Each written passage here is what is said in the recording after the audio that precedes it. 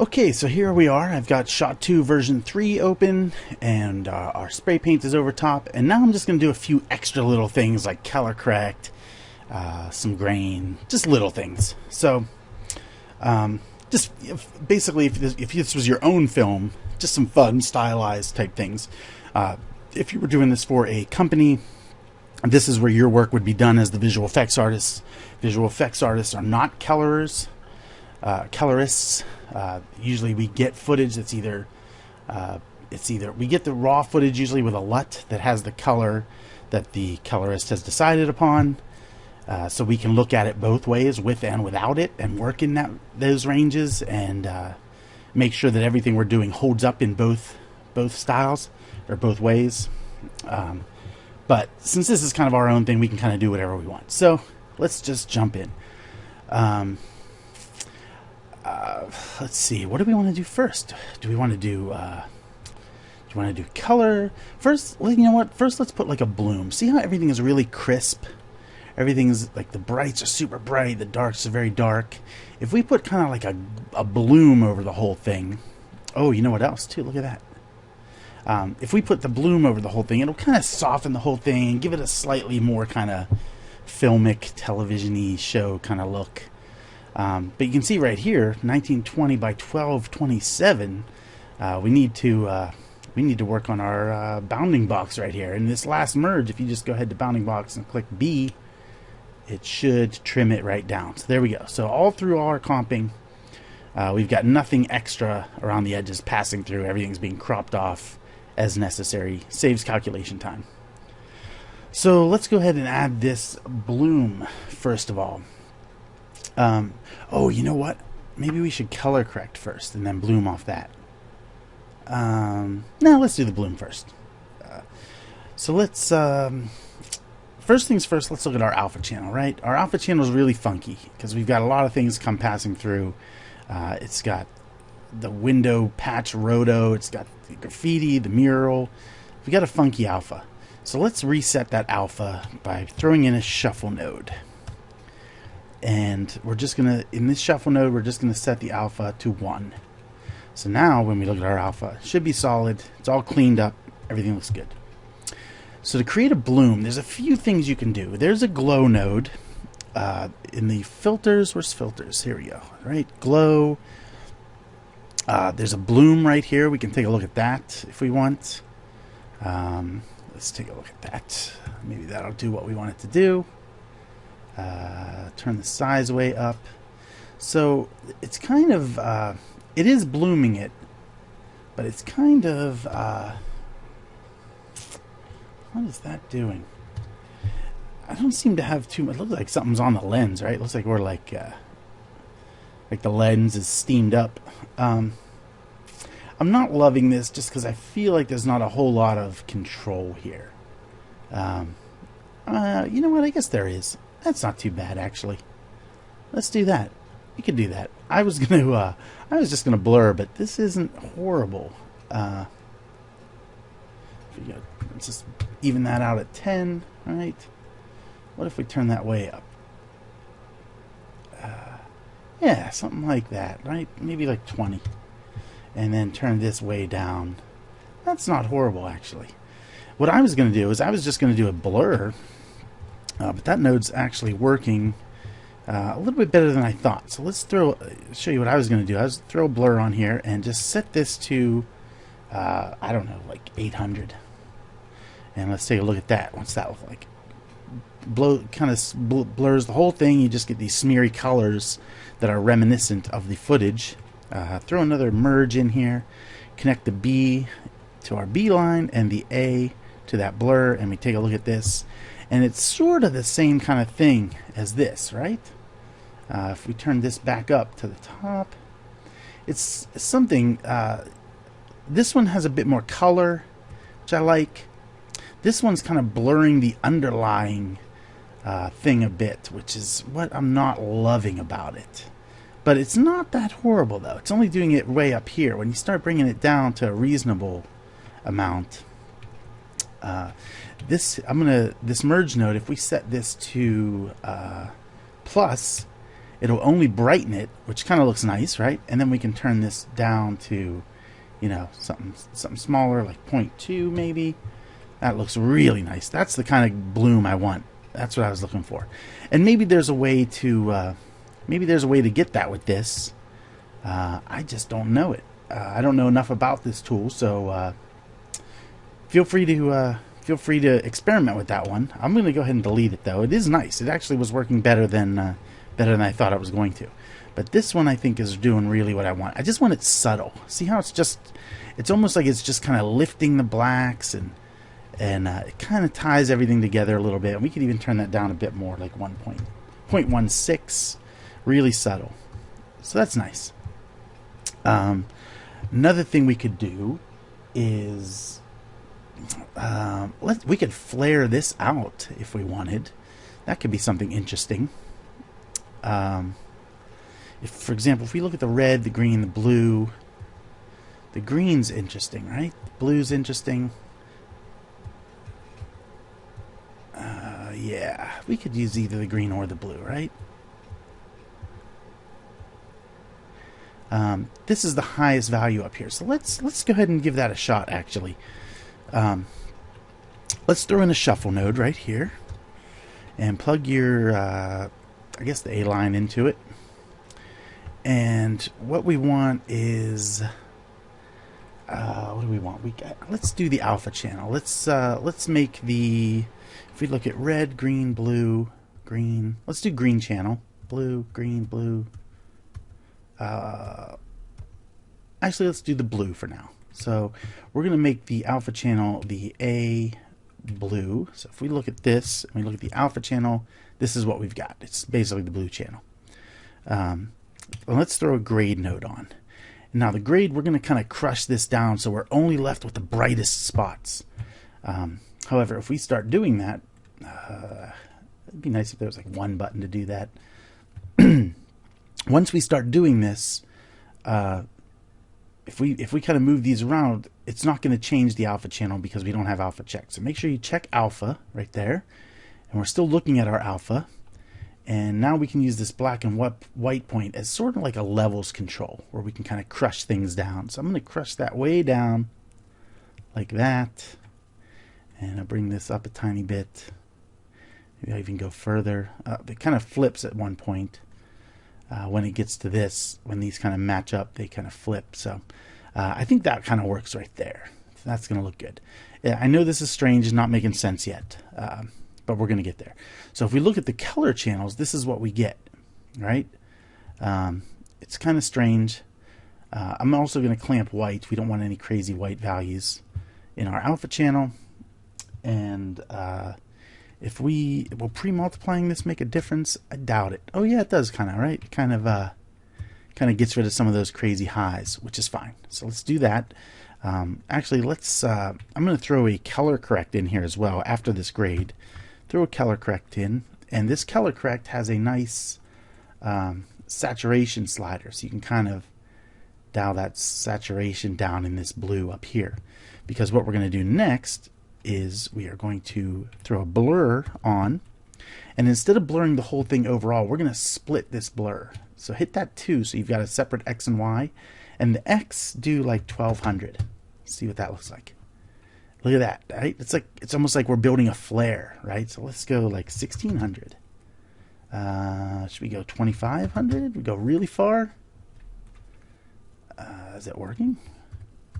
Yeah, all right, so that'll work. I'm not going to worry about the Y at all. Oh, that's interesting. What's going on? It kind of maxed out. That's interesting. This is less than 1.2. That's interesting that it kind of maxes out somewhere between 1,000 and 1,500. Oh, maybe it's 1,000, huh? Like 800. Yeah, it looks like it's 1,000. That's interesting. So if we wanted to blur it more, we would have to actually, with that blur node selected, I'm going to copy and then I'm going to paste and drop that right in line. And we can do it again, right?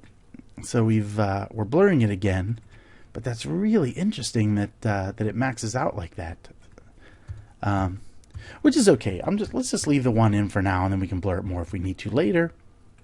And I'm going to throw in another merge, as we always do. Plug the B line in and plug the A into that.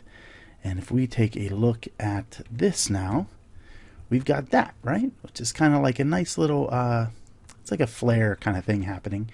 I'm going to hit plus right there. It kind of blows that out a little bit. And you can see we're also getting a couple things over here. Let's see what happens if we turn that saturation up. Is that really going to turn it blue? It is. Look at that. That's kind of cool, right?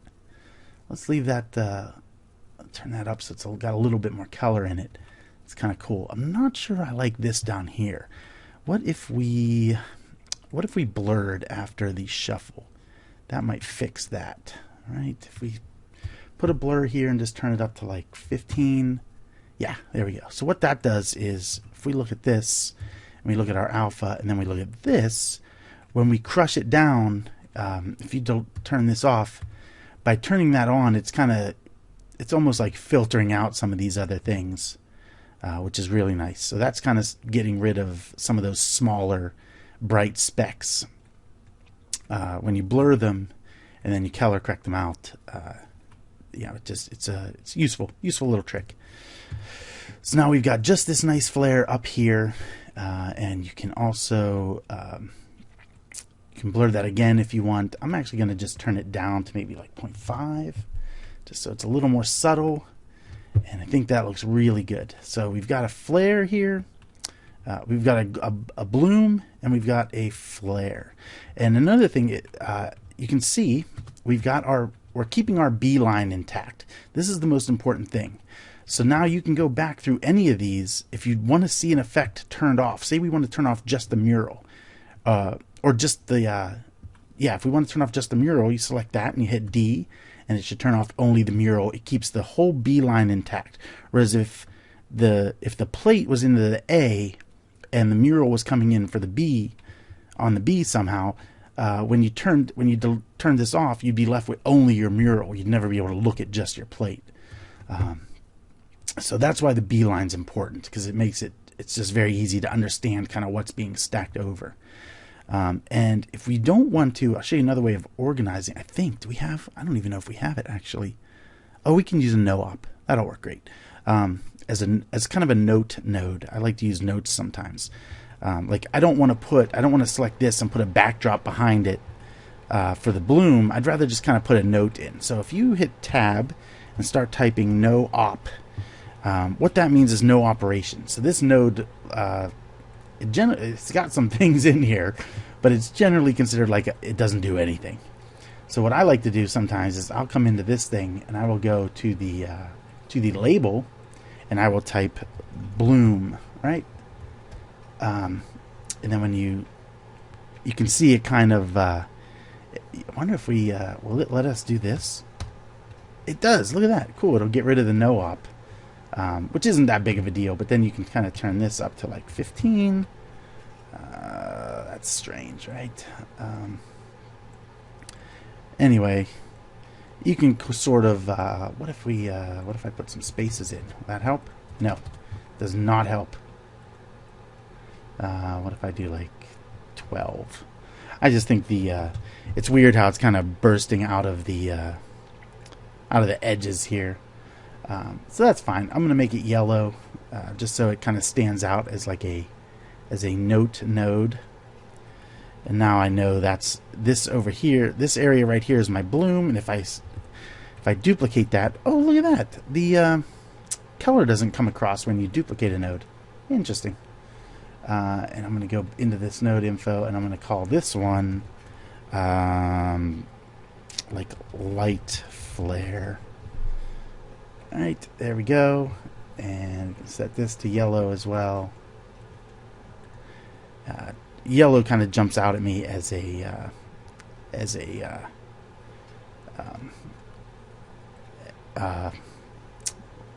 node for some reason. I guess because of nuke. Huh, I really wish it was constrained inside of that. You know what else we could do is just make an empty backdrop, right? If we just hit tab and go backdrop, and then in here we could go light, flare, right? That's kind of big. We can set this to like 15. Oh, are you kidding me? What if we do that then? There we go. That's what I'm looking for. Nice and clean. Now this we can make yellow.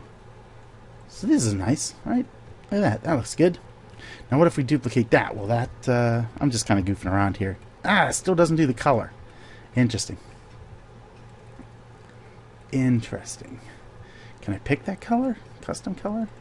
Add custom color. No, I cannot. Just pick that yellow. Whatever. Light flare, and we're going to call this one bloom.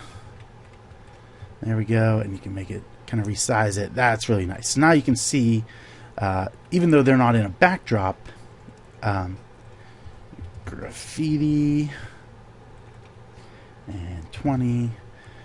Even though they're not in a backdrop, you can very easily see what those are just by labeling them like that. So, and then also if you're working with a team and you have to pass projects around, this is great so people know what the heck is going on. And what's left? Let's do a couple other things. Let's do a color correct, right? Now, if you've watched things like, I think probably right now the most popular at-home color correction suite is the DaVinci Resolve. And I've watched a few tutorials on it and stuff, and of course it's wonderful, but you can really kind of do all that same exact kind of thing inside of any compositing program as well. So I'm going to go ahead and drop on a grade node, and this is where we're going to start with our color correction. Actually, you know what? Maybe we do. Let's look at the red, green, blue. Maybe we do want to color correct first. We'll give it a shot. We'll give this a try as is, and then see what happens at the end here. I'm actually going to. Is this what we want? Yeah, I think this is what we want. We'll use this because you can also use the color correct node. The color correct node gives you you have a master, and then you also have the shadows, midtones, and highlights. Which, if you're familiar with the three-way color corrector, it's like lift, gamma, gain. So you kind of have those options here, even though they're not this typical like color wheel thing where you drag around that little dot. But we're going to go ahead and just use the grain because we're just going to do, the grade, because we're just going to do a very simple color correct, nothing fancy. We're just going to kind of give it that teal kind of look, but we're going to keep the skins intact. So let's go ahead in here, and I'm just going to go with the multiply, which is sort of like the overall. I mean, I guess they're all kind of overall. The blacks and whites are kind of limited to the brights and darks and stuff.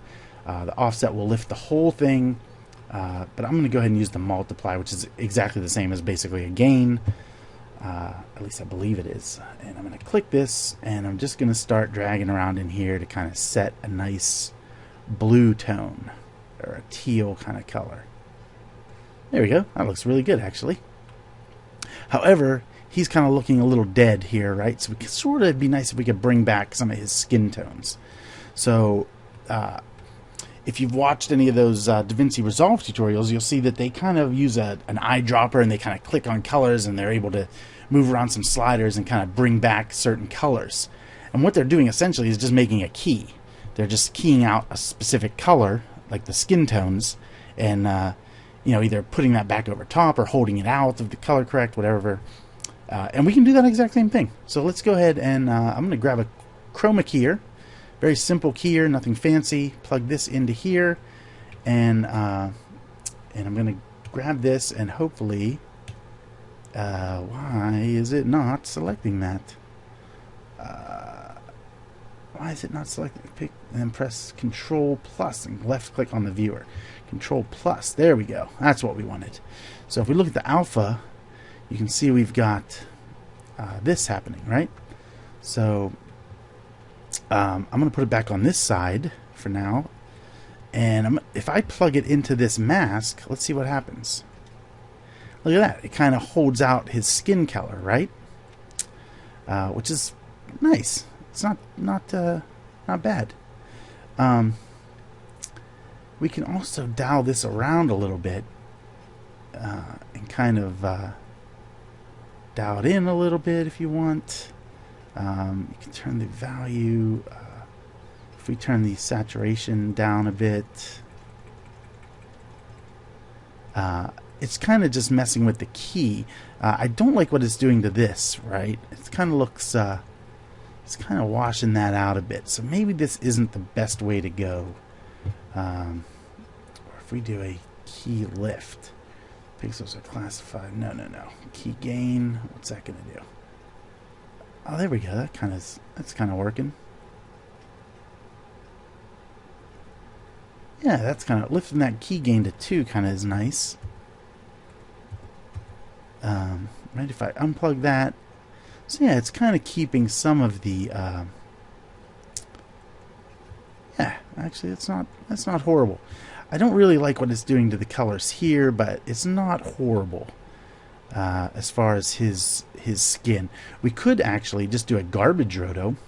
Let's do this. Let's go hit O and create a new roto node, and just click over here like this, and there we go. We've got a nice little garbage, and we know they don't move anywhere during the shot. This is what I'm talking about with these handles. See how I accidentally drew a tiny little handle, and I really want that to be just a corner. So I'm going to select those and hit Shift Z, and it should snap all them down to little corner ones. And then this is your this is the feathering handle. I'm going to drag that out a bit because I know they don't move too much here. Drag that one out a bit and drag this one out a bit, just to kind of give it a soft fall off there. And if we let's see, we merge this. Throw a merge here because that's what you do. And let's take a look at this and look at this alpha and what we're doing here. If we put this in here and we want to do the opposite of an over. What if we did a, no, that's not what we want. Min, no, a max. I'm just kind of guessing here, right, at what we're doing. That is not what we want at all. Overlay. What do we want to do here? What do we want to do? Let's think about this. I want to actually, let's just go back to over and invert this one. Invert. Look at that. Clips it there. That's interesting. You see how it's clipping it to that bounding box? Do not like that one bit. There's no way to fix that either, is there? Don't think there is. Invert, unpremult. No, there's no way to fix that. Huh. That's a bummer. How can we fix that? This is something I'm actually going to put into the developers to kind of fix that. Okay, so trying to think of some creative solutions here on how to get all of this white while all of this stays the same. Let's see. We could let's delete that invert for now, and if we take a look at this, what if I invert this? Nothing. Mask. Invert. Nothing. Okay. Here's what else we can do, right? We've got that. Let's unplug that and make a constant, and make the alpha 1.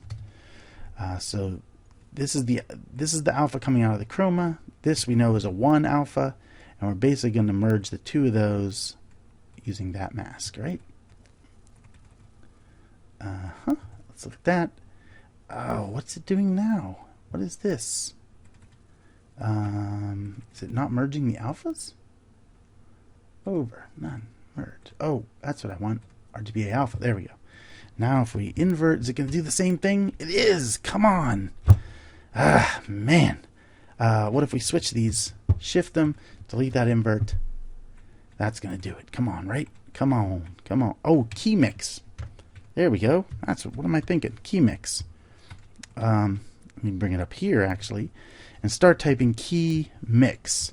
And what this is going to do is, if we plug that in there, and then the mask, and we take a look at that, that is actually, there we go. That's what I wanted. Let's unplug that mask. A key mix uses a matte plugged into it to blend the two. The merge was putting one over the other, so I wasn't able to kind of blend the two. But this one is actually cutting out. It's actually using this. It's when this is going over top of this with the merge. This, whatever was under, was still visible there, so it was always going to be there. This is actually using this as sort of like a blend to kind of cut between the two. So that's exactly what we want. Now we can plug this in here, and we take a look at this. Look at the alpha. That looks great. That's what we wanted right there. So now, if we turn that off, right? Come on, update, update, update. Let's go. That slowed it down a bit, huh? Something did. There we go.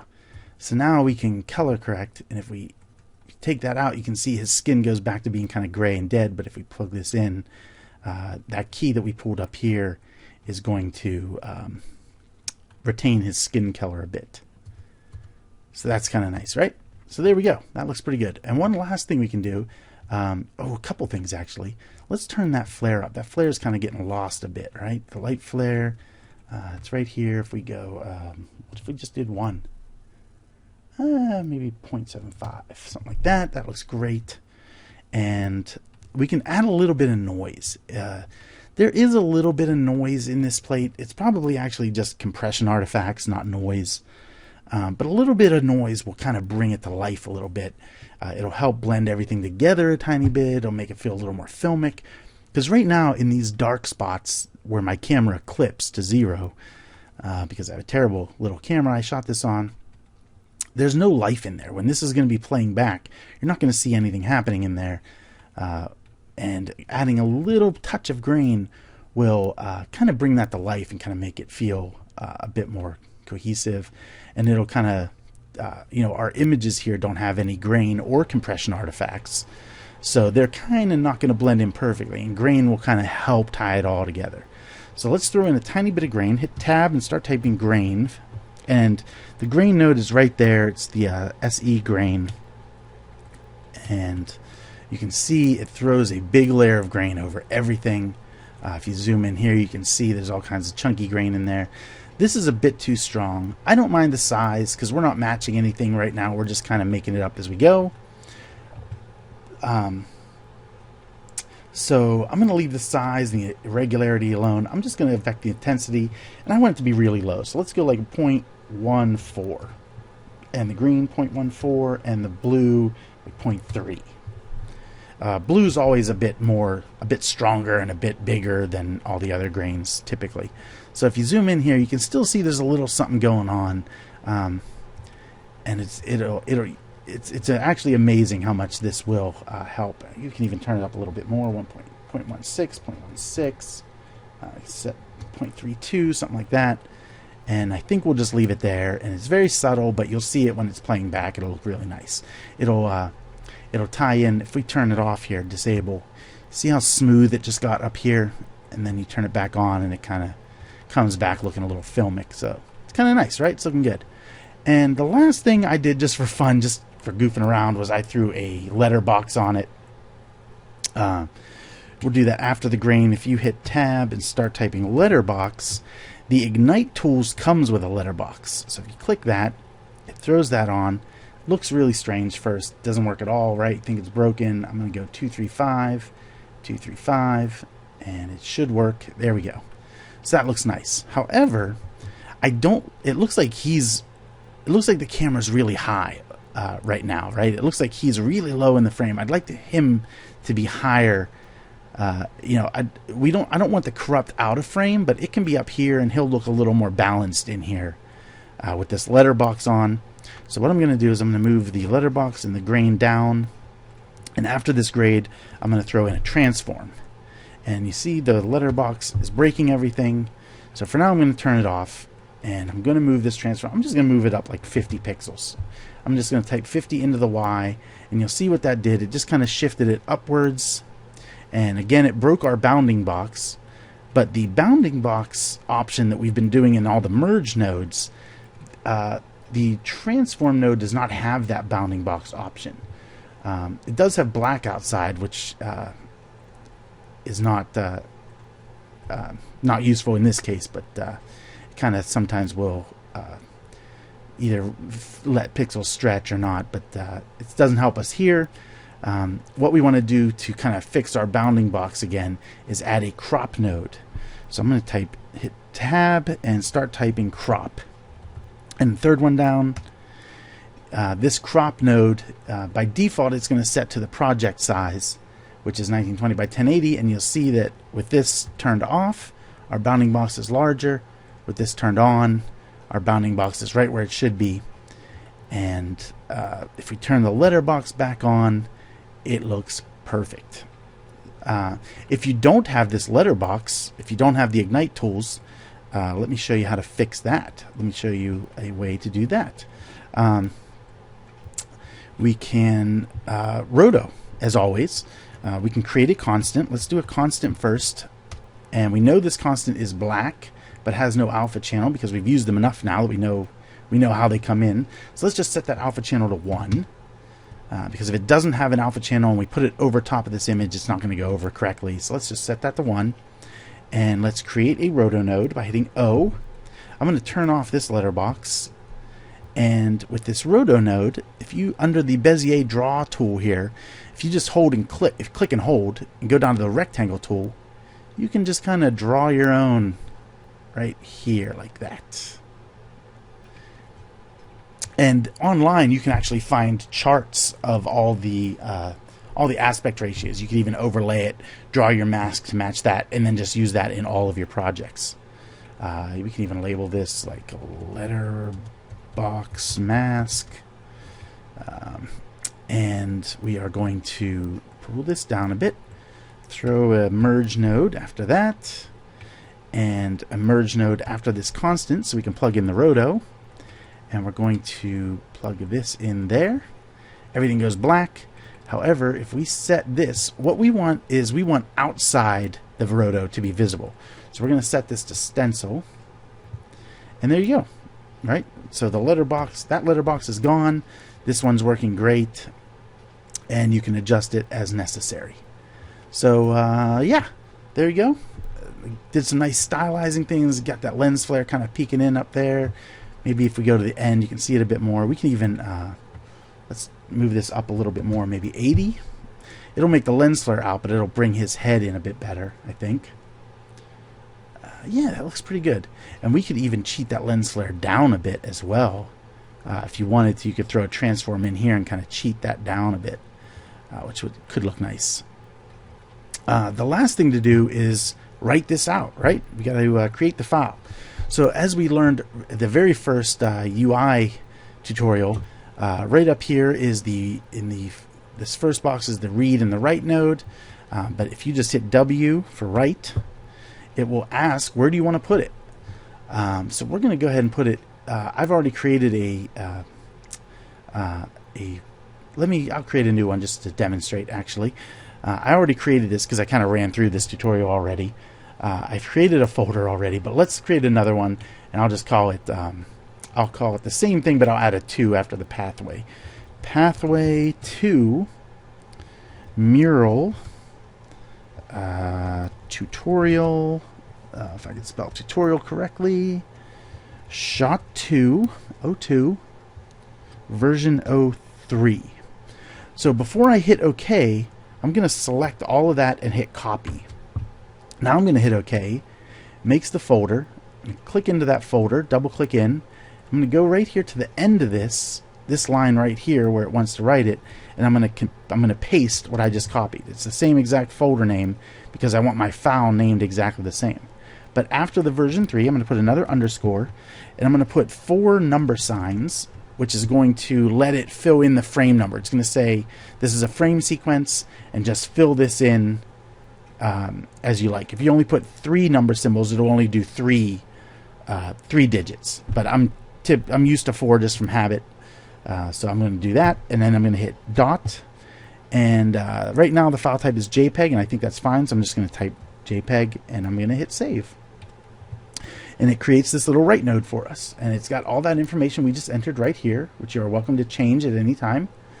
And then it's got a few other things here, color space and all that junk, but typically the defaults are fine. So let's plug it in right here, and that now is going to that's going to write our file. So if you just hit render here, I'm actually just to be consistent. You know what? I'll leave this in. What the heck? I was going to delete this and put in that ignite letterbox. Maybe I'll do that. Maybe I'll let me box this up with a backdrop and move that off to the side and delete this guy.